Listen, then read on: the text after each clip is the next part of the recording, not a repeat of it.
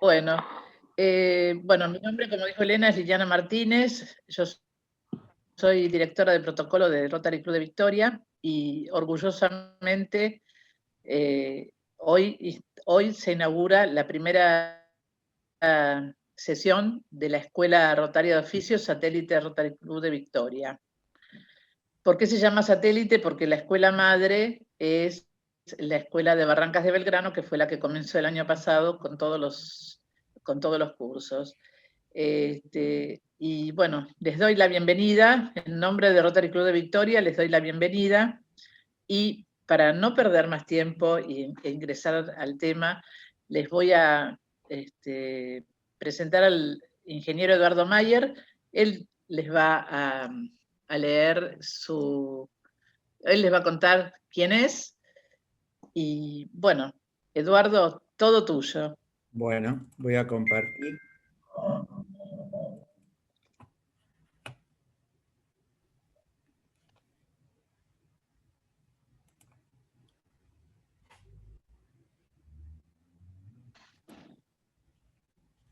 Bueno. Se ve bien, se escucha bien, ¿no? Perfecto, sí, perfecto. Bien, Perfecto. bueno, vamos a empezar entonces con el primer taller de huertas familiares. Esto fue pensado con un fin de que la gente pueda conocer un poco más de horticultura, pueda producir sus propias hortalizas y va a estar enfocado a un grupo de emprendedores que va a ser los días lunes, y también vamos a hacer otro taller los días jueves y va a durar 5 semanas. Así que bueno, damos comienzo a la primera jornada de hoy. Mi nombre, bueno, ya Liliana me presentó, soy Eduardo Mayer. Yo terminé la Facultad de Agronomía de la Universidad de Buenos Aires como ingeniero agrónomo en la especialidad mejoramiento vegetal o fitotecnia. Me recibí en el año 1977. Después tuve la oportunidad de hacer un curso de marketing, un posgrado en Nueva York, en la Universidad de Columbia, ya estando trabajando en empresas. Y en general, en toda mi carrera de 40 años, trabajé en diferentes empresas relacionadas con productos fitosanitarios, quizás los conozcan más como agroquímicos, y también en el área de semillas, los híbridos de maíz y de otros cultivos importantes, la soja, el trigo. Mi experiencia estuvo basada fundamentalmente entonces en el desarrollo de productos fitosanitarios, cultivos, mercados. Trabajé no solo en Argentina, sino también tuve oportunidad de estar unos casi 10 años fuera del país, en Chile, en Brasil y en Inglaterra, trabajando para Latinoamérica y conociendo otras tecnologías, otros cultivos y otros manejos de la agricultura. Fundamentalmente, mi trabajo se concentró más que nada en investigación, desarrollo y también en el área de marketing, y también algunas experiencias en el área ventas, dentro de lo que son las empresas, haciendo ensayos a campo, parcelas demostrativas, lo que cuando uno trabaja con semillas se conocen como demo plots, son esas parcelas de maíces o girasoles que ustedes ven al borde de las rutas con carteles cuando circulan por la pampa húmeda. Trabajé en el área de registros de productos. Todos los productos se registran en el SENASA, y hasta que no se registran no se pueden comercializar. Trabajé en etiquetas, folletería, manejo, posicionamiento de productos y análisis de los competidores. Bueno, perdón que voy a volver para atrás. Las empresas en las cuales trabajé fueron Elanco, la primera de ellas por 5 años, luego Stauffer, que era una empresa focalizada en maíz, pero que después fue comprada por Duperial o el grupo ICI inglés, que después cambió de nombre a Seneca y posteriormente con la fusión con Ciba-Geigy se llamó Syngenta. Y ahí después en 2007 salí de Syngenta, donde estuve en Chile y Brasil con Syngenta, y trabajé en Arista Life Science, que era una empresa de origen japonés. En un comienzo, después se agrandó y hoy es parte hoy se conoce como UPL, que pertenece a una empresa de India.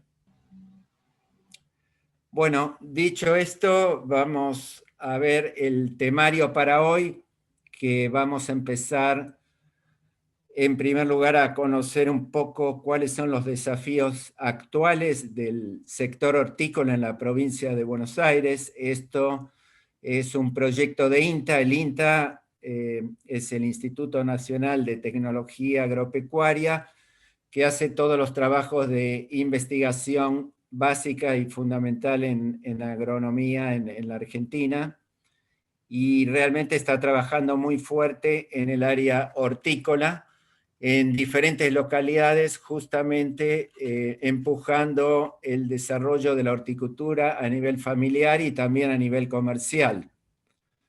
Vamos a ver un poco los diferentes tipos de huertas, cómo se clasifican.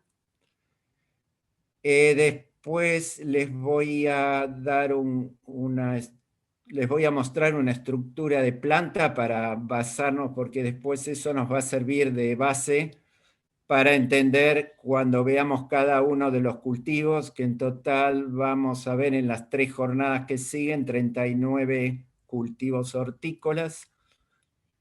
Clasificación de hortalizas, vamos a ver después algo de cómo se planifica una huerta familiar y todos los aspectos relacionados con el suelo, la fertilización o abonos, las semillas, la siembra, qué especies se pueden asociar entre sí y conviene asociarlas para evitar más problemas de enfermedades. Vamos a hablar de almácigos y trasplantes. Algunas especies se siembran directamente sin trasplantar y otras requieren un almácigo previo. Vamos a analizar un poco el tema de raíces, riegos, fertilización, tratamiento de enfermedades, plagas en general, cómo se hace, el tamaño de una huerta familiar para autoabastecimiento, y después vamos a ver unos cuadros que yo los desglosé. Todos esos 3 últimos cuadros del temario es una apertura de lo que se denomina planificador pro huerta de INTA, que después lo van a recibir también junto con la información de esta charla de hoy, en donde tienen todos los datos que yo les voy a presentar. Obviamente no los van a poder memorizar, pero los van a poder consultar cuando necesiten hacer algún cultivo o consultar algún dato. Bueno, empezamos entonces con el primer tema, que son los desafíos actuales para el sector hortícola. Esto está desarrollado por el INTA y por el Ministerio de Agricultura.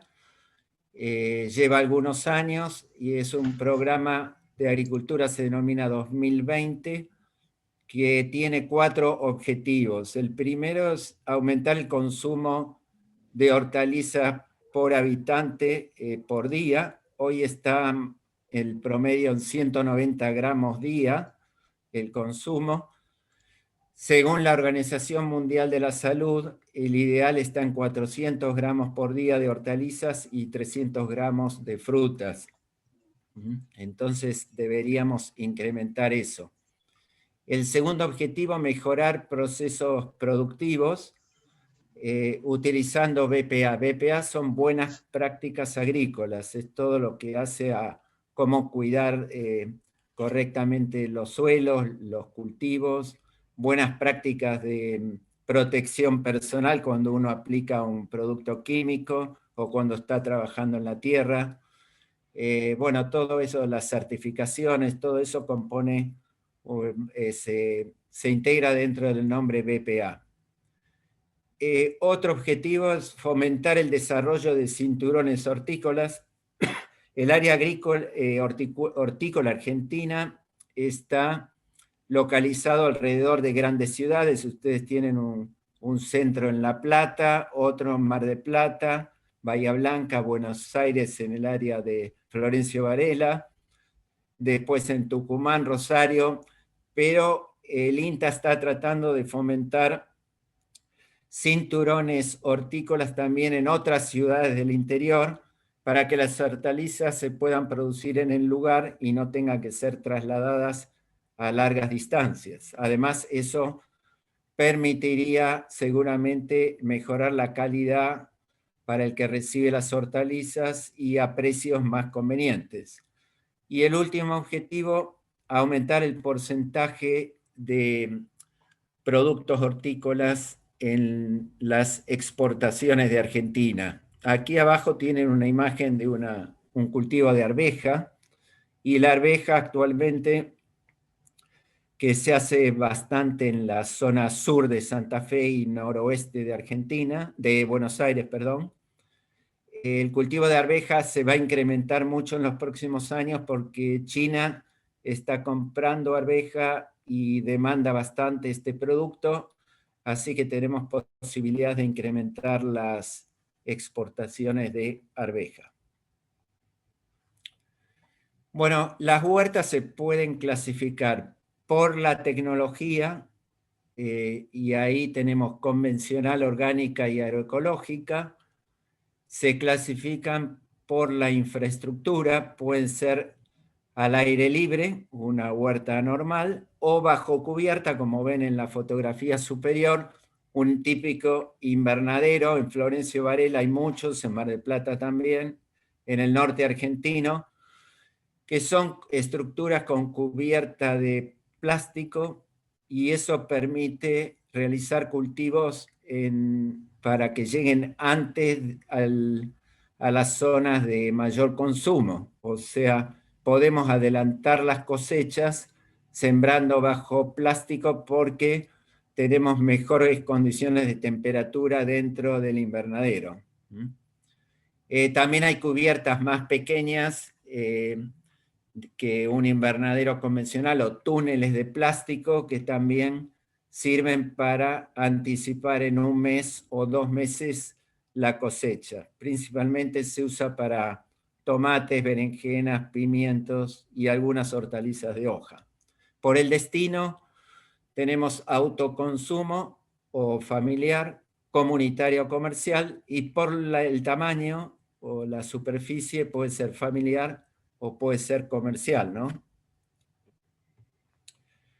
Viendo un poco más en detalle lo que son huertas por tecnología, tenemos en primer lugar las convencionales, que son huertas que son las que producen las hortalizas que consumimos diariamente y las que llegan al mercado central. Esas huertas generalmente utilizan productos fitosanitarios para la producción, porque son áreas importantes de cultivo. Sería imposible controlar las plagas en forma exclusivamente orgánica.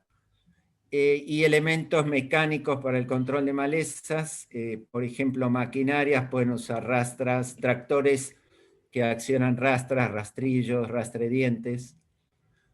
Después tenemos las huertas orgánicas, que son aquellas que no utilizan productos fitosanitarios, o sea, todo el control lo basan en control biológico con insectos benéficos o con otras prácticas que vamos a ver durante el desarrollo de la charla. Tampoco usan fertilizantes químicos, sino que usan exclusivamente abonos orgánicos. Y las malezas las controlan mecánicamente, puede ser con una azada manual o a mano. Si la superficie es una huerta pequeña, pueden desmalezar a mano o con una pequeña herramienta.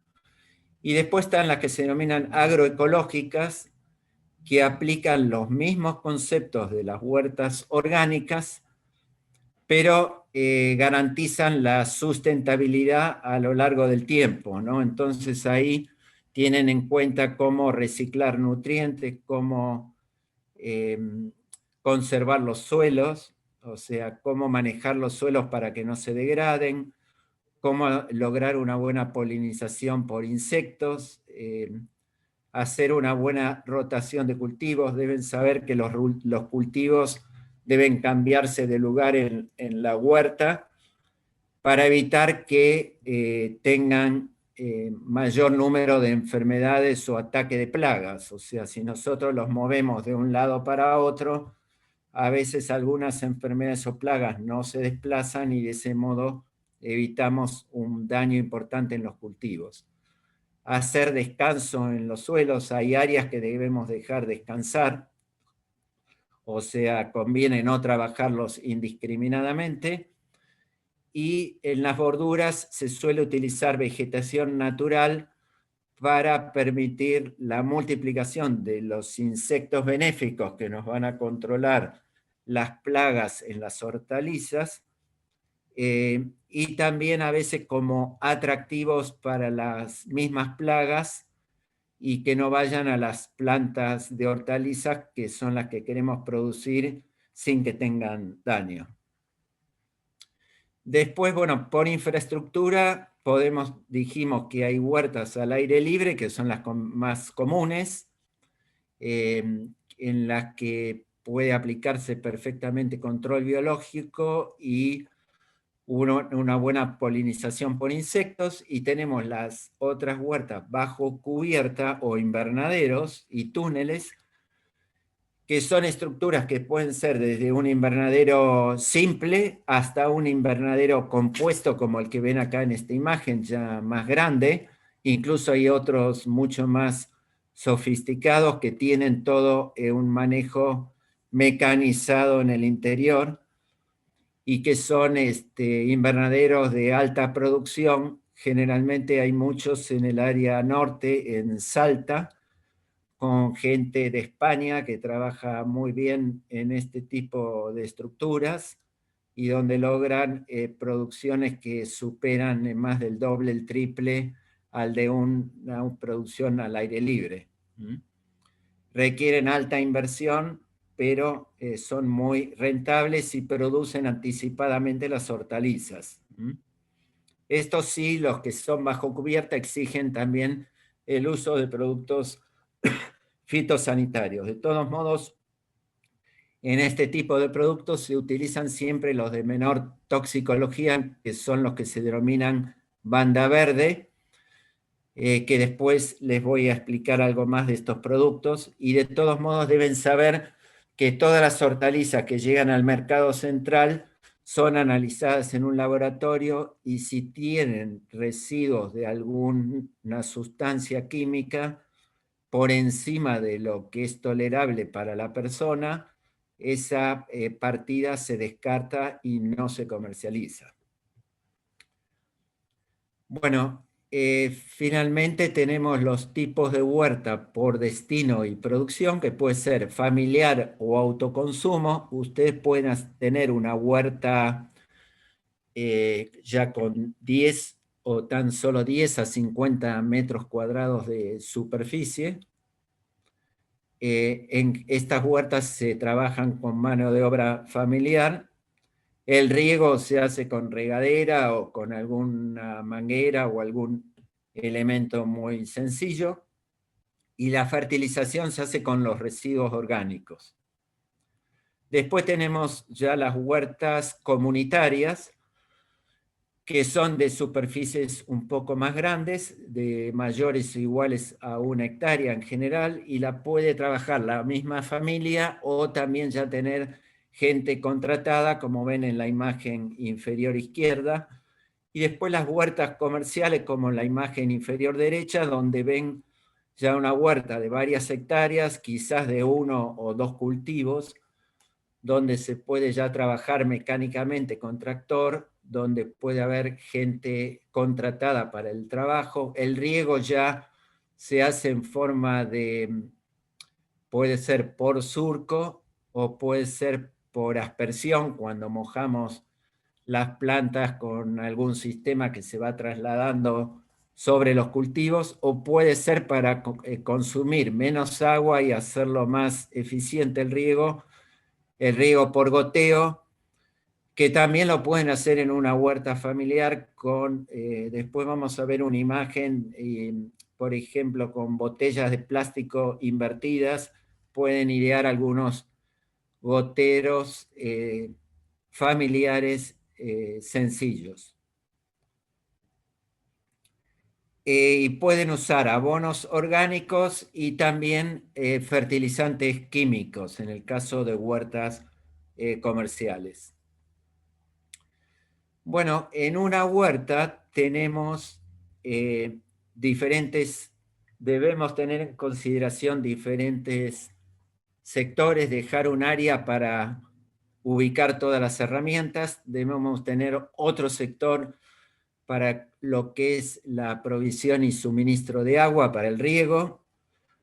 Después tenemos que tener un lugar donde podamos producir el abono orgánico, el compost, un sector de almácigos, como ven en la parte inferior en una imagen, pueden ser bandejas donde producimos nuestras pequeñas plantas, aquellas especies que van a requerir trasplante.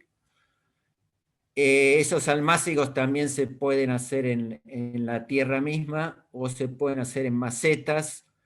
Incluso la ventaja de usar bandejas o macetas es que el almácigo lo podemos hacer en un ambiente protegido, en un patio o en un ambiente que tenga cobertura de plástico, y de ese modo tenerlo un poco más climatizado del frío y adelantar los cultivos de verano, por ejemplo, si estamos saliendo del invierno.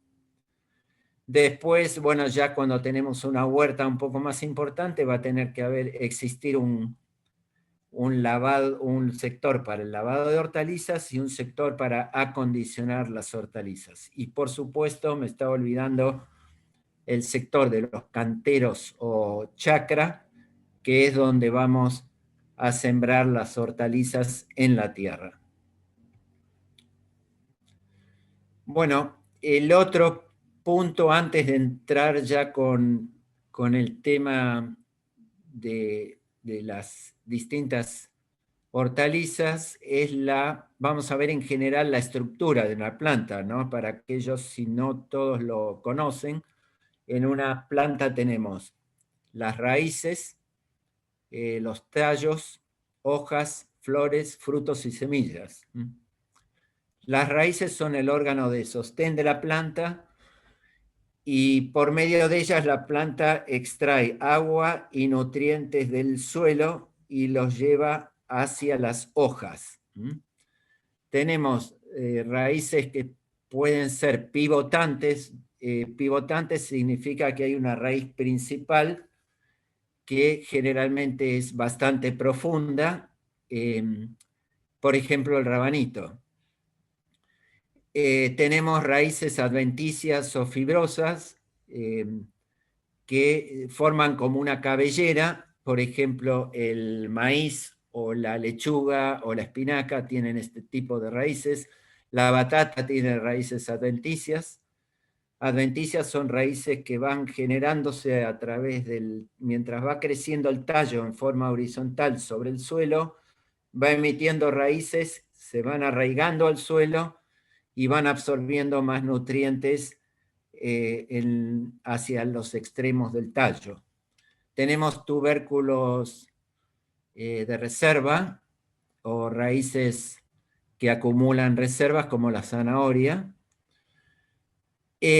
Cuanto a tallos, ¿el tallo qué es? Es la parte que sostiene toda la planta, sostiene las hojas y a su vez también las flores y frutos y la estructura radicular. Los tallos pueden ser aéreos, que es lo más común, pero también hay tallos subterráneos y puede ser un rizoma, por ejemplo, el jengibre, puede ser un tubérculo, la papa, puede ser un bulbo, el ajo, la cebolla.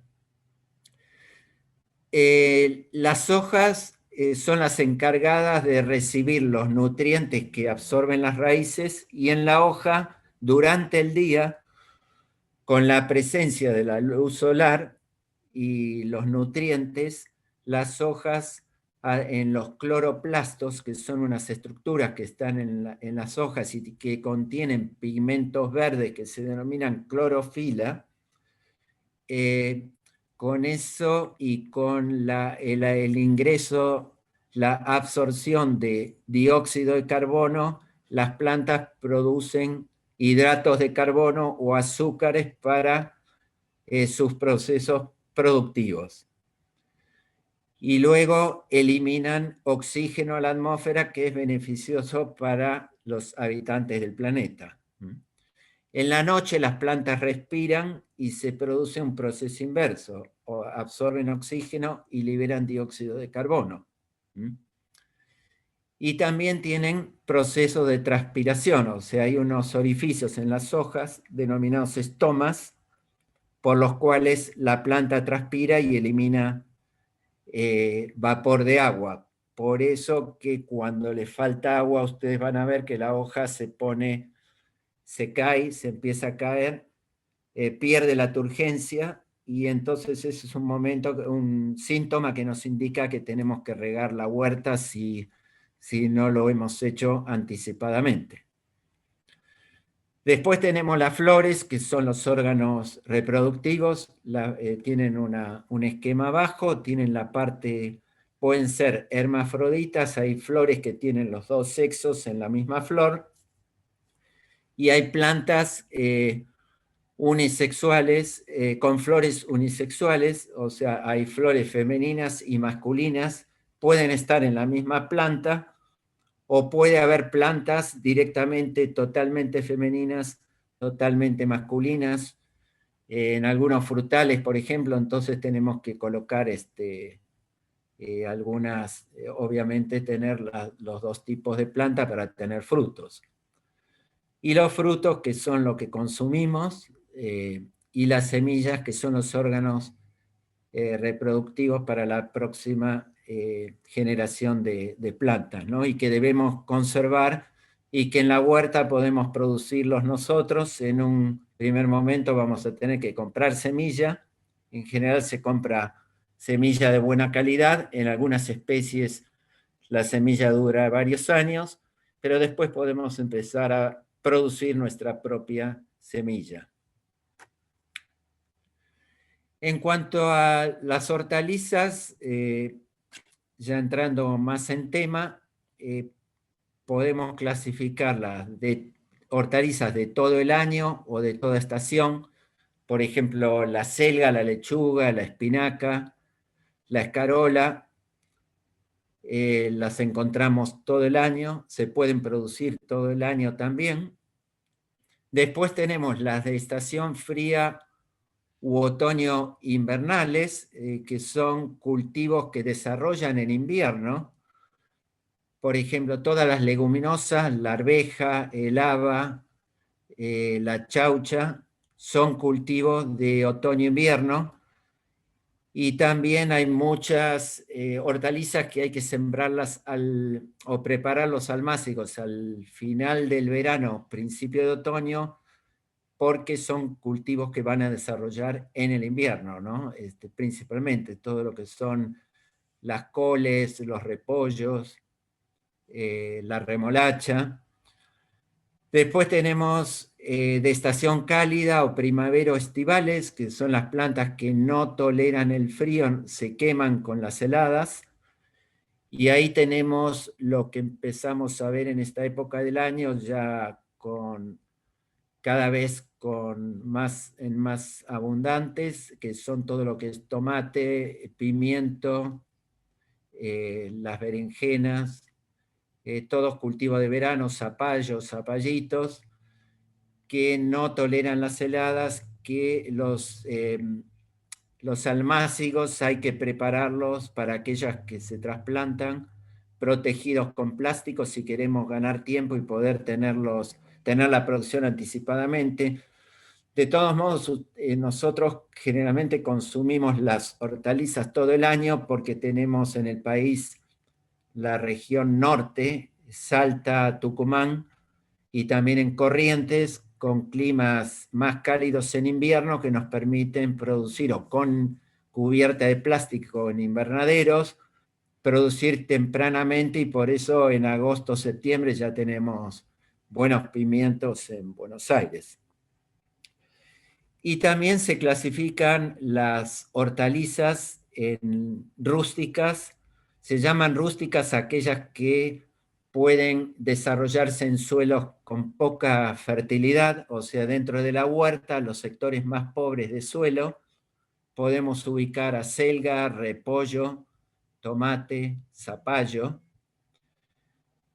Otras hortalizas requieren alto contenido de materia orgánica, la lechuga, la espinaca, esas las tenemos que ubicar en suelos con buen nitrógeno.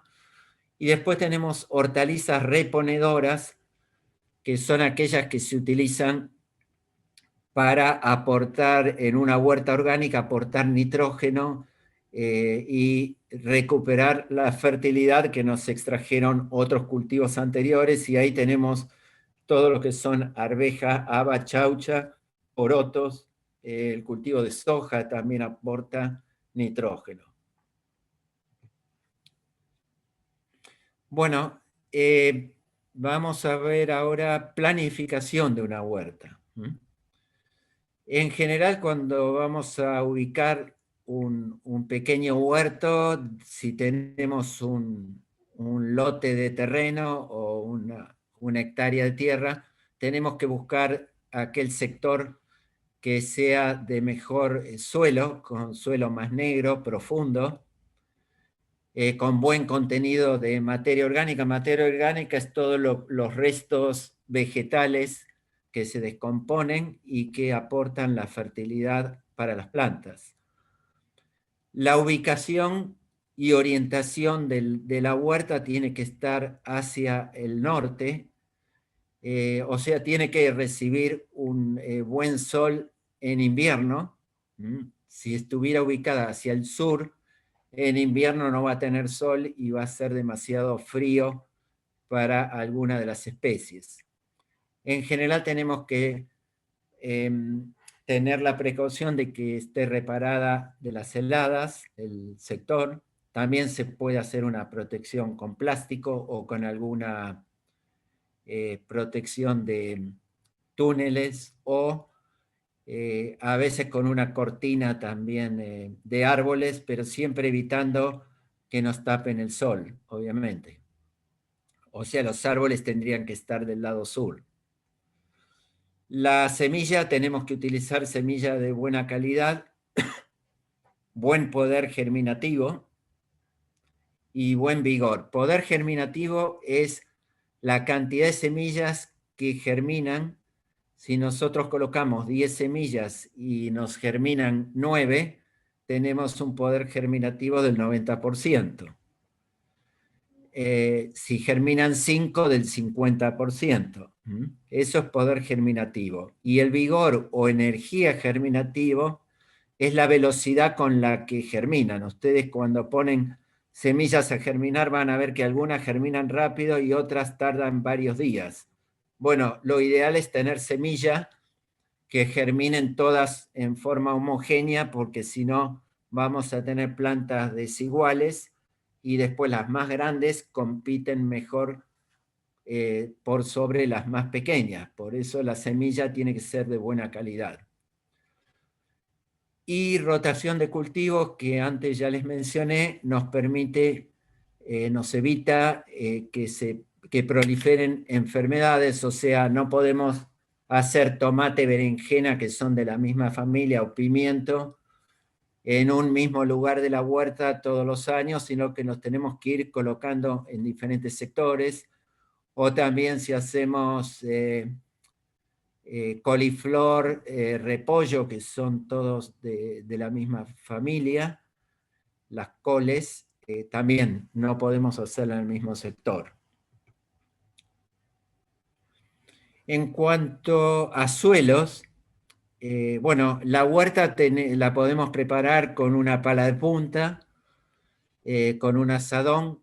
En general no conviene dar vuelta a la tierra muy profunda, sino que conviene romper la tierra y preparar los terrones sin dar vuelta al pan, o sea, tratando de mover la tierra con la pala y logrando que se formen terrones más pequeños, pero sin invertirlos. Eso quiero decir, hasta que tengan terrones pequeños. Después, un tema a conocer es la textura de los suelos. En los suelos tenemos partículas más gruesas que se denominan arena, partículas intermedias que es el limo y las partículas más finas que son las arcillas. Los suelos arenosos en general, en todo suelo arenoso, el porcentaje de limo y arcilla no sobrepasa el 20%.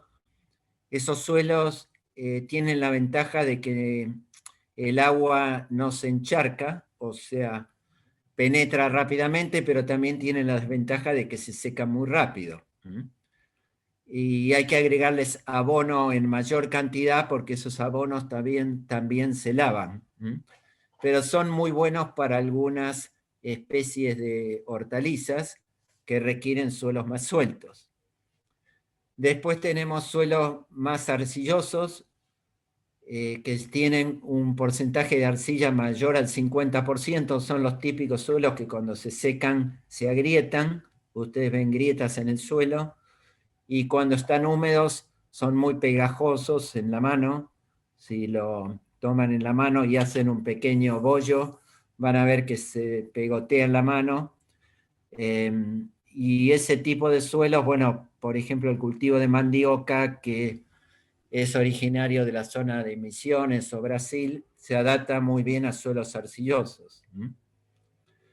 Pero lo ideal son los suelos francos o humíferos, los suelos negros, donde el cultivo de papa, por ejemplo, en la zona de Balcarce, que se hacen suelos bien francos, negros, con alto porcentaje de materia orgánica, son los suelos ideales para en general, para la mayor parte de las especies hortícolas.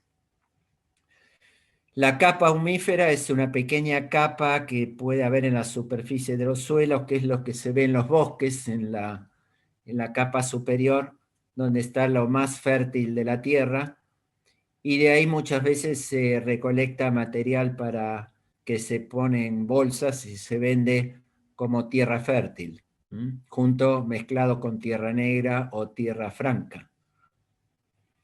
Los suelos arcillosos se pueden mejorar agregándoles arena para hacerlos más livianos. Se le pueden agregar turba, materia orgánica, residuos vegetales, compost. Y el pH es lo que mide la acidez de los suelos. Los suelos, hay aparatos que permiten medir el pH del suelo o la acidez.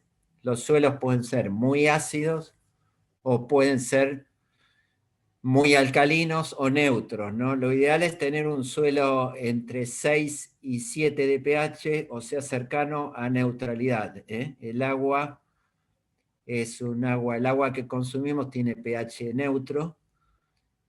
Ustedes, en cuanto se van a pH 8 o 9, ya estamos yendo a suelos salinos, alcalinos, que en general son pocas las especies que se adaptan a ese tipo de suelos. Y si son suelos ácidos, como los suelos colorados de Misiones o Corrientes, donde son suelos que tienen pH 4 o 5, tienen mucho aluminio, tampoco hay muchas especies que lo toleran, y hay que hacer algunos tipos de incorporación de cal, por ejemplo, para levantar el pH y poder cultivar otras especies. Pero como les dije, la mandioca u otros cultivos de la zona, tomate, pimientos, se pueden adaptar a esos suelos. En general, un suelo tiene un 45% de parte mineral, Después tiene un 25% de agua, 25% de aire y un 5% de materia orgánica. Eso de todos modos puede ir variando según sea después de una lluvia o en condiciones de una sequía importante, o si estamos en suelos donde hay alta materia orgánica en un bosque, o suelos muy pobres como pueden ser los suelos del oeste de la provincia de Buenos Aires, más arenosos, donde la materia orgánica generalmente está por debajo del 1%. Los suelos de aquí, de la zona, suelen tener 2 o 3% de materia orgánica, que es un nivel bueno para hacer hortalizas. Lombrices también son muy importantes para mejorar la calidad de los suelos, para fabricar el humus. Suelen utilizarse en la fabricación de compost. El agregado, las lombrices producen un compuesto que se suele mezclar con la tierra para mejorar la calidad. También se utilizan estiércoles, puede ser guano de gallina o de aves, o el estiércol de vaca o de caballo, que en general hay que tratarlo, o sea, no se utilizan, se deben dejar secar y se van mezclando con tierra y se hace un proceso de maduración antes de colocarlos en las plantas. Y son buenos abonos, proveen buena fibra y buen aporte de nitrógeno y mejoran la relación carbono-nitrógeno en los suelos. Dijimos que la rotación de cultivos y el abonado son importantes para mantener la productividad de una huerta, y recuerden siempre que todas las hortalizas de hoja consumen un alto porcentaje de nitrógeno, y todas las hortalizas de raíces como remolacha, zanahoria, la cebolla, requieren un alto consumo de potasio. O sea que va a haber que agregarlos en forma de fertilizante o en forma de abono esos elementos. Bueno, el compost, cuando ustedes lo pueden fabricar eso para una huerta. El compost se fabrica con los restos orgánicos, todo lo que son frutas, verduras, cáscaras de verduras y frutas. No los tiren, los pueden usar para producir un buen compost y producir tierra fértil. Las cáscaras de huevos, que tienen alto contenido de calcio, todos los restos de café, de mate, de té, las hojas cuando cortan pasto, césped, o las hojas de árboles, eso se mezcla con estiércol, también puede ser con harina de hueso, cenizas. Lo que nunca hay que agregar en un compost, obviamente, son latas, vidrios, o todo lo que son papeles. Sí se pueden agregar, los papeles de diario, por ejemplo, que se descomponen y aportan fibra. Pero como les dije, no pueden agregar nada que sea botellas, latas, plásticos tampoco, obviamente. Se riega el compost y debe estar en un lugar sombrío o protegido por un árbol. Se puede producir, como ven en la imagen, en un cajón. Y aquí tienen los tipos de compost. Hay distintos tipos.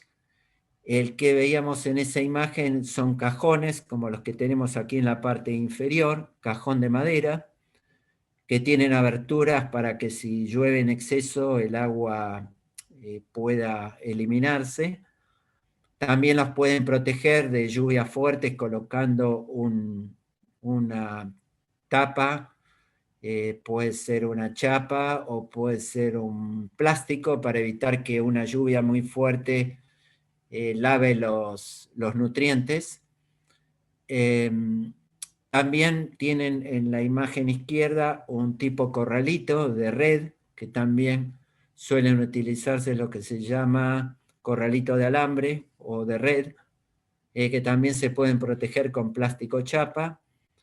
En zonas más secas se pueden hacer en el suelo, en un pozo o zanja, que tenemos que proteger con plástico para que no se inunden en un momento que puede producirse una lluvia importante, o tachos de 200 litros en los cuales le eliminan la parte superior y también la parte inferior, lo utilizan simplemente como estructura para armar el compost.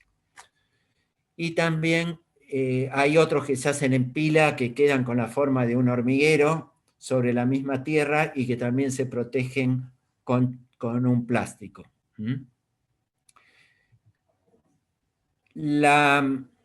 En cuanto a la semilla de una huerta dijimos que tiene que tener alto poder germinativo. Lo ideal es que supere el 85%, o sea que de cada 10 semillas, 8,5, 8 o 9 germinen. No debe tener cuerpos extraños, o sea, si compramos tomate, tiene que ser solo tomate y no venir espinaca dentro del tomate o otra hortaliza u otra especie. El origen, como les dije, pueden comprarlo, semilla certificada, o en el futuro pueden producir su propia semilla, dejando algunas plantas de la huerta que terminen el proceso reproductivo, que lleguen a floración y después se cortan los frutos para sacar las semillas. La conservación de semillas puede ir de un año, como el caso de cebolla o el maíz. El maíz es un híbrido y se debe comprar todos los años, no lo pueden mantener porque segrega, o sea, produciría plantas desuniformes totalmente. Otras especies como la berenjena, el zapallo duran hasta 5 años y pueden guardar semillas por varios años. Para guardar semillas deben ser envases herméticos, bien cerrados, en lugar oscuro, fresco y bien ventilado. Y cada especie hortícola, para que dure más años, la semilla tiene una temperatura óptima de conservación. Para aquellos que producen en gran escala, se ocupan de mantener las semillas a las temperaturas que se indican para cada especie, ¿no? El ajo, por ejemplo, 15 grados, el espárrago 4 grados, otras a 1 grado o 0 grado, depende de la especie. La siembra de semillas, como dijimos, puede ser, en general las semillas grandes, como ven acá, semilla de zapallo a la derecha, se siembran directamente en la tierra, en el surco de plantación. Ustedes hacen un surco y van colocando las semillas a la distancia que corresponde. En el caso de semillas pequeñas como el puerro, el apio, la lechuga, esas en general se hace almácigo y después se trasplantan las pequeñas plántulas a los 2 meses o 1 mes y medio, 3 meses, depende de la especie. Esta semilla intermedia que ven acá es una espinaca, esa en general se siembra directa también, tiene un tamaño aceptable para siembra directa, pero también pueden llegar a ser plantines, o sea, trasplante. Lo que se llama presiembra consiste, cuando ustedes preparan el huerto, van a hacer los tablones donde van a sembrar las hortalizas. En general se hacen tablones de hasta 10 metros de largo y de 1 metro, 1,20 m de ancho, que nos permite trabajarlos desde los caminos en ambos lados. Esos tablones se hace un preabonado con tierra del compost, o sea, sacan tierra compostada y la mezclan con la tierra, y eso se hace con anticipación, o sea, lo ideal es 3 o 4 meses antes de la siembra de hortalizas, preparar el tablón y abonarlo. Y después tienen que tener en cuenta asociaciones de, como les había mencionado antes, de hortalizas, por ejemplo, puerro o cebolla con zanahoria, eso para protegerlo de las plagas, o también la albahaca con el tomate. La albahaca atrae ciertos insectos que son plaga del tomate y de esa forma evitamos que dañen el tomate. Eso en las huertas orgánicas. Obviamente en una huerta convencional se puede aplicar un producto químico, un insecticida, y solucionamos el problema rápidamente. Las asociaciones pueden ser de primavera-verano para los cultivos de hortalizas de raíz, o tenemos rabanito, remolacha, zanahoria, que se puede asociar con cultivos de hoja, por ejemplo, acelga, lechuga, y en general se coloca en la cabecera perejil, porque también atrae, cuando florece, insectos benéficos, y también sirve como atractivo de insectos que pueden perjudicar a ciertos cultivos. Y el tomate, como les dije, se puede asociar con albahaca, y en los extremos de la huerta se pueden poner caléndulas o copetes que atraen insectos benéficos. Son plantas florales muy bonitas y también aromáticas, menta, romero, ruda, que también cuando florecen atraen insectos benéficos y también sirven como hospedantes a veces de plagas de las hortalizas. Y en otoño e invierno tenemos las habas, o todo lo que son leguminosas, que se siembran para recuperar fertilidad, aportar nitrógeno, y también tenemos todo lo que son cultivos propiamente de invierno, como las coles y lechuga, puerro, etc. Bueno, los almácigos tienen que estar orientados de este a oeste. Ya hablamos del tamaño de los canteros, de cuánto tienen que tener en ancho y longitud. Pueden esterilizarse los canteros, o sea, la tierra se puede esterilizar con vapor de agua caliente por 1 hora, si la superficie es pequeña. Pueden hacerse en forma protegida en cajoneras, y luego, antes de trasplantar los plantines, conviene dejarlos secar los almácigos para que tengan un poco de estrés las plantas, y de ese modo van a resistir mejor el trasplantado a la huerta. Los tiempos de almácigos son muy variables. En general van de 6 a 10 semanas, que tenemos desde la siembra del almácigo hasta que logramos la plántula que va a ser llevada a la huerta. En el caso de espárrago, que es una planta de 3 a 4 años, el almácigo lleva más de 1 año, o aproximadamente 1 año. Y pueden producirlo también, pueden utilizarse este tipo de envases que vienen preparados para tener una planta en cada lugar, y ya podemos sacarla con sus raíces en el momento del trasplante. Son bandejas ya que vienen preparadas con divisiones. Hay especies que toleran muy bien el trasplante. Por ejemplo, la frutilla, que justamente no se hace por semillas, sino que se hace por plántulas que se compran. Todo lo que son los repollos, las coles, el tomate. Hay otras especies que hay que trasplantarlas con más cuidado porque pueden sufrir más el trasplante. La lechuga, porque tiene raíz pequeña, el pimiento también, el zapallo, que se puede trasplantar pero con más cuidado, y otras especies, las leguminosas, no se trasplantan, se siembran directamente: la arveja, la chaucha, el melón, el pepino, también se siembran directamente en general, a pesar de que son de la misma familia que el zapallo. pero el zapallo sí se puede trasplantar. Después, la profundidad de raíces es importante para saber qué tipo de suelo debemos tener. Ustedes tienen cultivos que requieren menos profundidad, tienen otros que requieren profundidad media y tienen otros cultivos que profundizan con sus raíces mucho más, como el zapallo, el tomate, que pasan del metro de profundidad. Los riegos en las huertas deben hacerse en el verano con más frecuencia, generalmente todos los días, por la tarde preferentemente o al fin del día.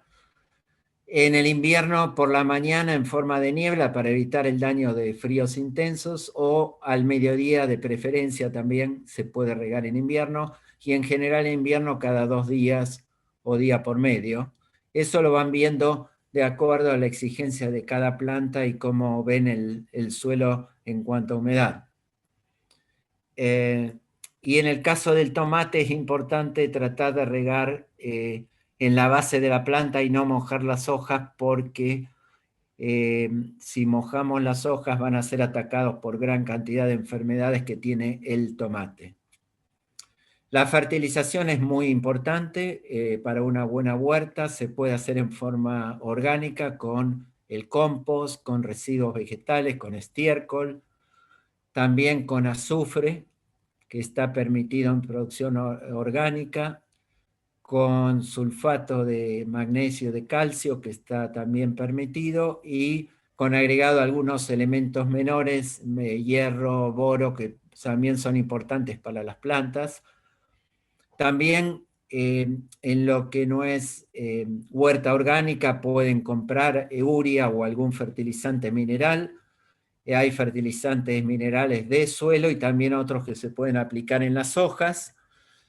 Y también hay productos que se denominan bioestimulantes, como sustancias enraizantes o sustancias que favorecen la emisión de brotes o mayor número de flores, mayor retención de frutos, reguladores de crecimiento. Son todos productos que muchos de ellos se pueden usar en agricultura orgánica y otros son para agricultura convencional. Son en base a extractos vegetales o de algas y aminoácidos. Y aportan nutrientes también. Los fertilizantes pueden ser orgánicos, como les dije, guanos o estiércol, abonos verdes. Los abonos verdes, por ejemplo, son leguminosas que se pueden enterrar en el suelo y aportar nutrientes. Y fertilizantes inorgánicos son nitrógeno, fósforo, potasio. Ustedes tienen ahí el contenido de cada uno de los principales productos fertilizantes.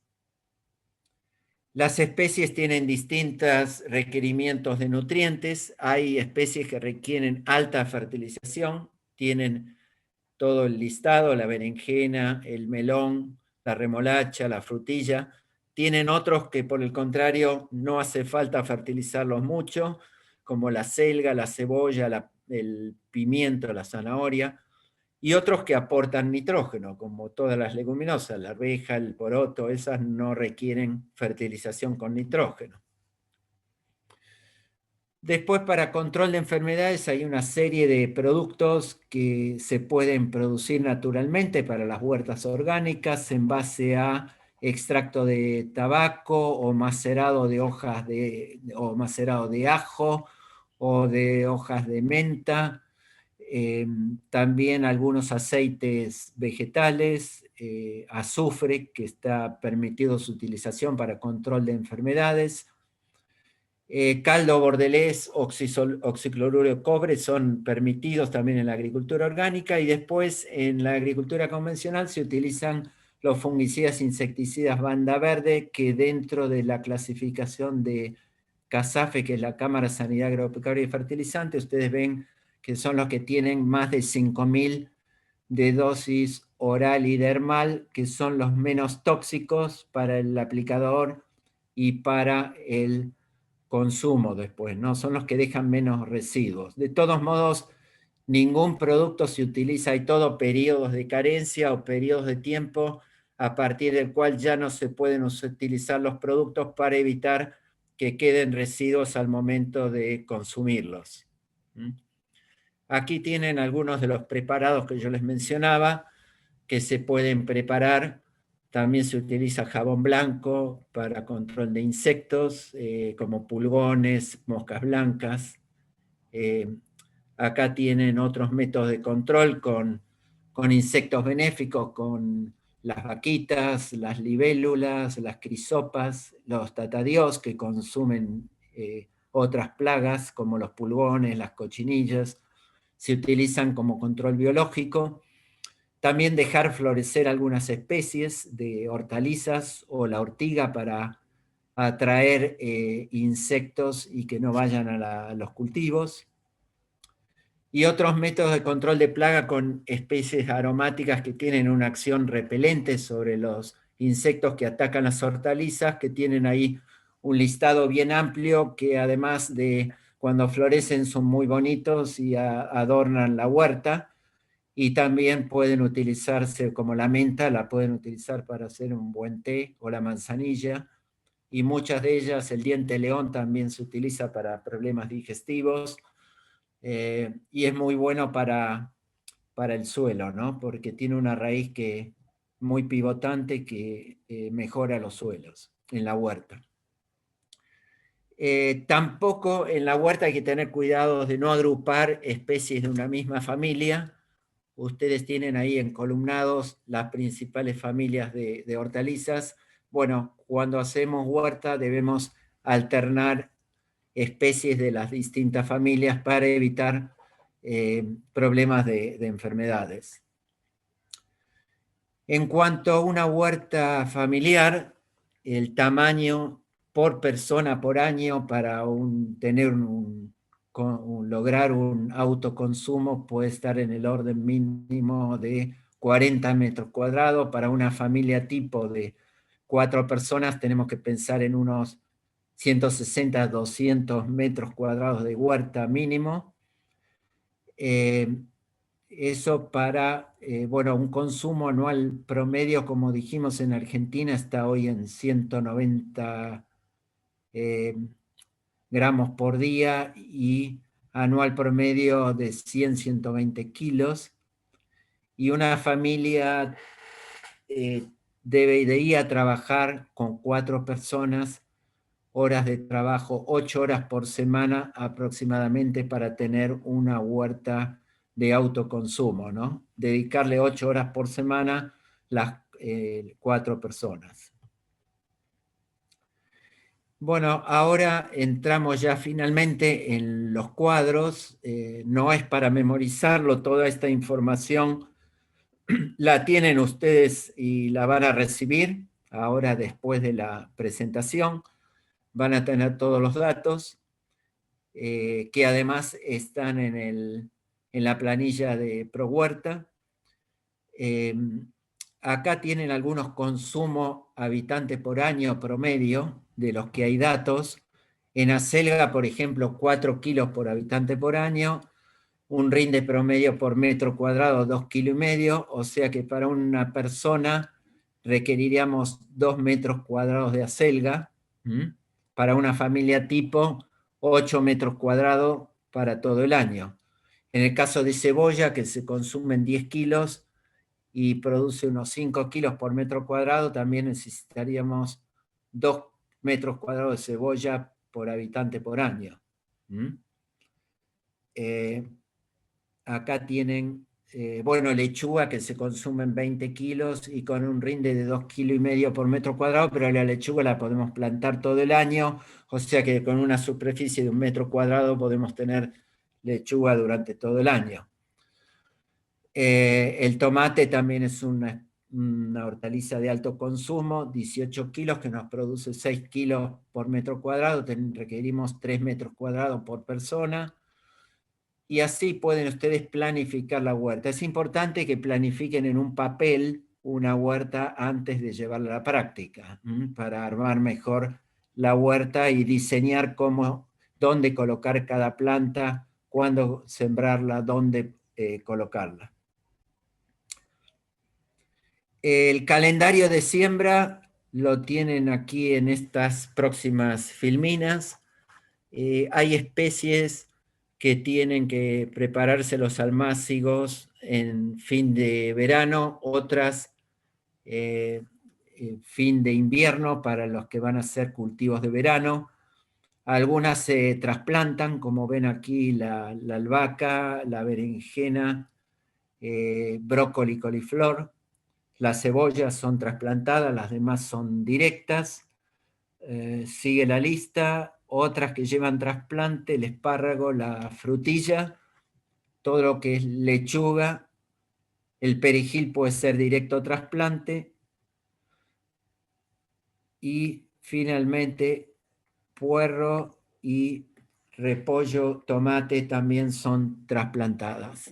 Con estos cuadros ustedes tienen la época ideal en las cuales tienen que empezar las siembras y aquellas que son directamente en el surco o en la línea de plantación, o aquellas que tienen que preparar el almácigo. Finalmente, bueno, acá tenemos la distancia entre las plantas y líneas para cada una de las especies. Por ejemplo, la selga va 15-20 centímetros entre plantas dentro de la línea y las líneas de plantación van a 50 o 70 centímetros. La berenjena, con plantas más grandes, va a 40-50 centímetros entre plantas y 70-80 centímetros entre líneas. Después tienen las semillas por metro cuadrado, las que son de almácigo se aclaran por metro cuadrado cuántos gramos de semilla necesito, 12 gramos de acelga por metro cuadrado, 4 gramos de brócoli por metro cuadrado, o en el caso de batata que se siembran directamente en el terreno en trozos, van 3 trozos por metro. En el caso de ajo va con una cabeza, puedo sembrar 1 metro de surco con los dientes de ajo, ¿no? En el caso de, bueno, siguen las especies, siguen las distancias. También tenemos cuánto necesito de metros de algunas hortalizas, tenemos el dato para una familia tipo de 4 personas y cuál es el ciclo total de cada una de las especies desde que las siembro hasta que cosecho, ¿no? Que pueden ir de 60 a 80 días hasta más de 200 días, según la especie. Como ven, es muy amplio todo esto, no es para que lo memoricen, sino para que tengan la información, la estudien, analicen y puedan ustedes planificar su huerta. Aquí terminamos con el zapallo, zapallitos, son las últimas. Como ven, tienen una distancia de plantación, son plantas muy grandes. Zapallo va a 1 metro, 1 metro y medio entre planta y va a 2 metros, 2 metros y medio entre las líneas de zapallos. Llevan solo 4 a 6 gramos de semilla por metro, como recuerdan en la imagen, son semillas grandes. Y el ciclo de cultivo es más largo.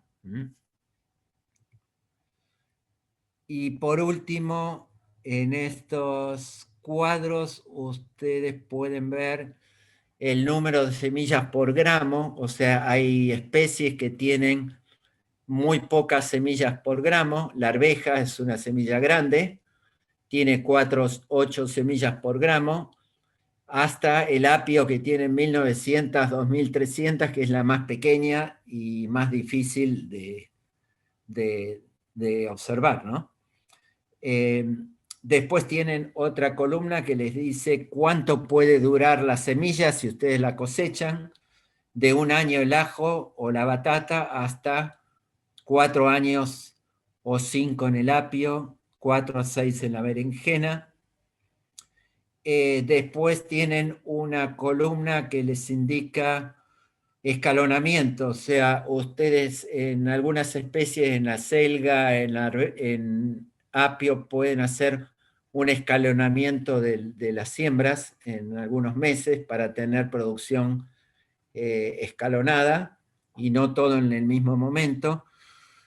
Los periodos normales, cuáles serían de la cosecha para la zona acá cercana a Buenos Aires.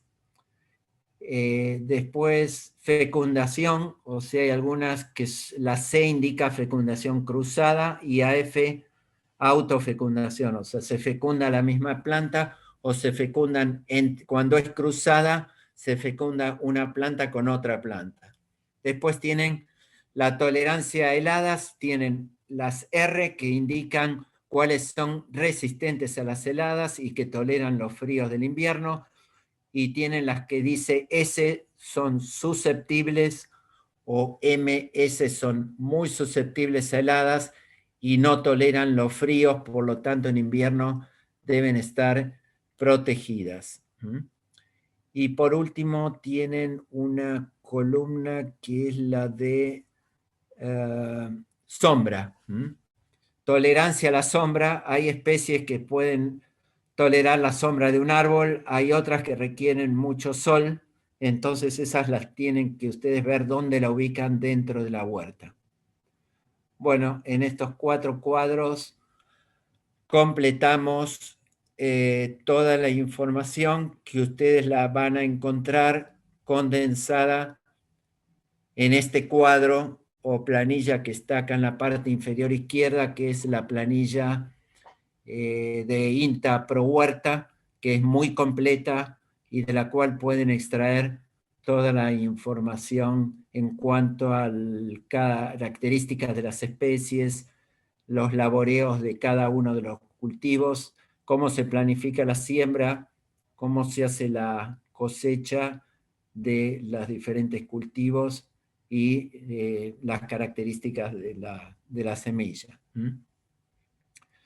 Bueno, toda esta información de este primer taller, aparte de lo que yo conozco de haber estudiado agronomía, obviamente tuve que estudiar bastante de horticultura, que no era mi especialidad, así que revisar un poco material técnico y me basé principalmente en un libro que no es nuevo, pero se llama Huertas Orgánicas de Barbado, del ingeniero Barbado, de la editorial Albatros. Es un librito pequeño, pero tiene bastante buena información para huertas orgánicas.